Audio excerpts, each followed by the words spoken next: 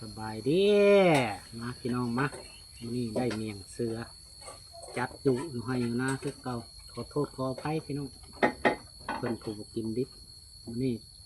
ได้เมนูเมียงเสือ8x8ไปเลยซูชิบุกทำเข่าจำแซ่แก่กว่าสดแซ่บๆมั้ย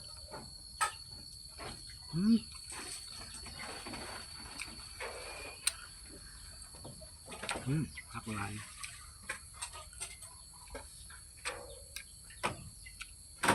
มาแก้วมะหัวมดไทยตรงนี่คือก้อยขมพร้อมนะเดี๋ยวพ่อนั่ง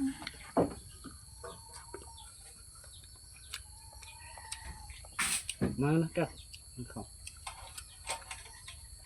พวกลูกลางขึ้นกินดิบหมดแล้วกินซุป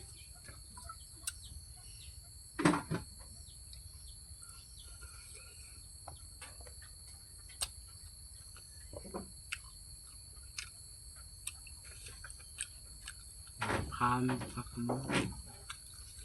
นางแบงมันไม่แก้วมาพาเลยคิดต้องไปแล้วก็ว่าเดี๋ยวมันเดิมขอบอกขอบใจพี่น้องเข้ามาชมเจอกันคลิปหน้าฝากติดตามทั้งเฟซในเด้อพี่น้องเด้อบ้านผ้าบ้านเที่ยวสบายดี